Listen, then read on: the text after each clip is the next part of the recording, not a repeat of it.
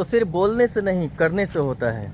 और इस बात को एकदम चरितार्थ करके दिखाया है नेपाल के नए युवा पीएम। मात्र सिर्फ 35 साल के हैं वो, और 35 साल के एक व्यक्ति ने पूरे सिस्टम को हिला के रख दिया। और सिस्टम को क्या कहें, अपने अगल बगल के देशों के लिए वो मिसाल बन चुके हैं।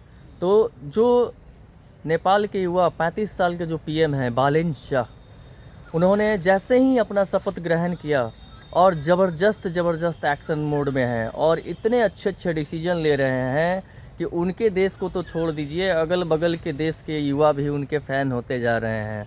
तो आज हम बात करेंगे कि शिक्षा को लेके जो उन्होंने डिसीजन लिया है वो बहुत ही ज़बरदस्त है।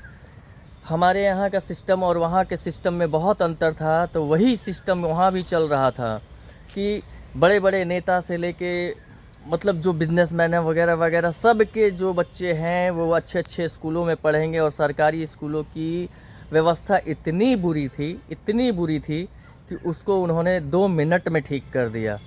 चाहे वो बड़े से बड़ा नेता हो या फिर चपरासी, सबके बच्चे जो है सरकारी स्कूल में पढ़ेंगे और प्राइवेट स्कूलों में लगा दिया ताला। अगर आपने अपने बच्चों को सरकारी में नहीं पढ़ाया तो सीधा आपकी नौकरी, आपकी पोजीशन ख़त्म। तो ये डिसीजन जो उन्होंने लिया है वो एक मिसाल है। और हम सिर्फ कहते हैं, क्या हमारे देश में ऐसा हो सकता है?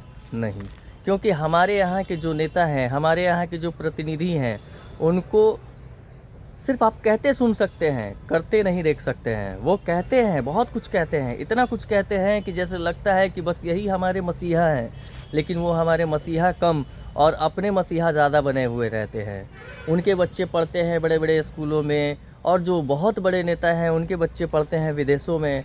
यहाँ के स्कूलों का अगर आप जाके स्थिति देखिएगा, जो हमारे यहाँ का सरकारी स्कूल है, इंफ्रा हम लोग बोलते हैं ना, बिल्डिंग, बेंच, जो व्यवस्था होती है, वहाँ की टॉयलेट, वो सारी की सारी आपको जर्जर मिलेगी।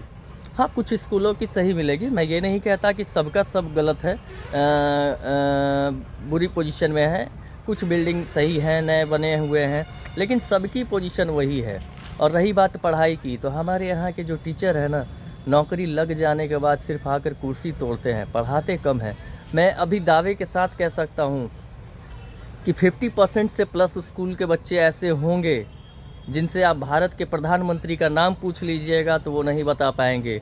वो किस राज्य से बिलोंग करते हैं वो नहीं बता पाएंगे, वो किस ज़िले से बिलोंग करते हैं वो नहीं बता पाएंगे। लेकिन ये शर्मिंदगी क्यों झेलनी पड़ती है? हमारे टीचरों की वजह से, हमारे नेताओं की वजह से। इतना करप्शन है हमारे सिस्टम में ना कि आप उसको क्या बोले। लेकिन बालेन शाह ने एकदम कमाल करके दिखा दिया है। कोई भी मंत्री का बच्चा और चपरासी तक जो भी है वो सब सरकारी स्कूल में पढ़ेंगे और वहाँ का सिस्टम पूरा का पूरा दुरुस्त होगा। और हमारे यहाँ का, मैं सिंपल आपको बोलता हूँ, नेताओं की तो बात छोड़ दिए, आपने गली का एक आदमी को वोट दिया है, जो आपका वार्ड पार्षद है, क्या उसके बच्चे सरकारी स्कूल में पढ़ते हैं? नहीं। अगर उसके बच्चे भी सरकारी स्कूल में पढ़ने लगे ना, तो हमारे यहाँ की जो सरकारी स्कूल की व्यवस्था है, जो सुविधा है, वो बढ़ जाएगी। पता है क्यों? मास्टर साहब के अंदर थोड़ी सी डर पैदा हो जाएगी कि हाँ, पार्षद जी के बच्चे पढ़ते हैं यार, पढ़ाओ टाइम पे, कब्बो आज इहन लगिहन लपेटे, ये चीज़ चाहिए।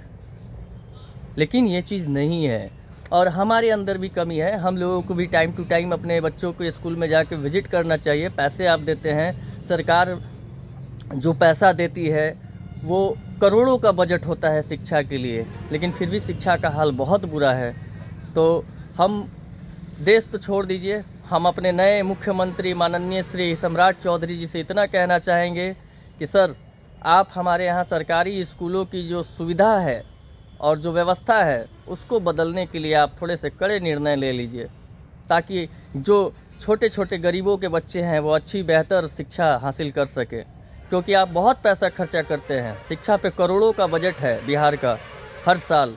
तो इसको थोड़ा सा आप देख लीजिए और हमारे यहाँ की व्यवस्था को दुरुस्त करा दीजिए तब तक, क्योंकि हमारे यहाँ जो लूप होल है ना, वो लूप होल ख़त्म हो जाए। अगर ये मेरी बातें आपको अच्छी लगी हो तो इस वीडियो को ज़्यादा से ज़्यादा शेयर कीजिएगा। तब तक के लिए मुझे आज्ञा दीजिए। जय भारत, जय हिंद।